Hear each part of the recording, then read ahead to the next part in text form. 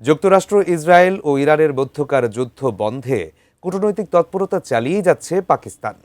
ইরানের কাছে যুক্তরাষ্ট্রের দেয়া 15টি শর্ত পৌঁছে দিয়ে মধ্যস্থতার চেষ্টা করেছিল ইসলামাবাদ। তারই ধারাবাহিকতায় পাকিস্তানে অনুষ্ঠিত হয়েছে গুরুত্বপূর্ণ 4 দেশের সঙ্গে রুদ্ধ দ্বার বৈঠক। বৈঠকের পরপরই চীনের উদ্দেশ্যে ছুটেছেন পাকিস্তানের পররাষ্ট্রমন্ত্রী ইসহাক দার। তাহলে চীনকে সাথে নিয়ে যুদ্ধ বন্ধে কি নতুন কোনো বার্তা দেবে পাকিস্তান? বিস্তারিত জানাচ্ছেন তৌফিকুল আশিক।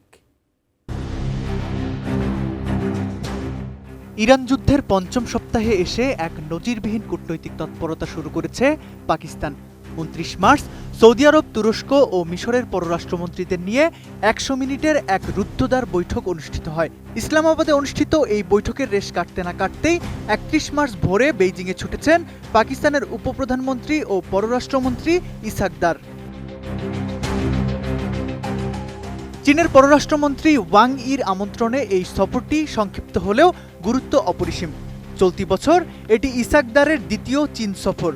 বেজিং পৌঁছানোর কিছু সময় পরই চীনের পররাষ্ট্র মন্ত্রণালয়ের মুখপাত্র মাওনিং এক সংবাদ সম্মেলনে দুই দেশের কৌশলগত অংশীদারিত্বের কথা স্মরণ করিয়ে দেন। এখন থেকে ইরান পরিস্থিতি নিয়ে বেইজিং ও ইসলামাবাদ কৌশলগত যোগাযোগ ও সমন্বয় আরও বাড়াবে বলে জানান এই মুখপাত্র।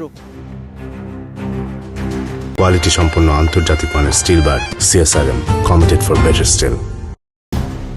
চীনের পররাষ্ট্রমন্ত্রী ওয়াং ই বলেছেন, ইরান যুদ্ধে শান্তি আলোচনা শুরু করা মোটেও সহজ কাজ নয়। তবে তিনি বিশ্বাস করেন এই প্রচেষ্টাই পারে হরমুজ প্রণালীতে আটকে পড়া 2000 জাহাজের চলাচল স্বাভাবিক করতে। পাকিস্তানের এই সক্রিয় কূটনৈতিক উদ্যোগকে ইতিমধ্যেই সাধুবাদ জানিয়েছে তেহরান। পাকিস্তানে নিযুক্ত ইরানের রাষ্ট্রদূত রেজা আমিরি মোকাদ্দম জানিয়েছেন, ভ্রাতৃপ্রতিম দেশ পাকিস্তানের এই সদিচ্ছাকে ইরান স্বাগত জানিয়েছে।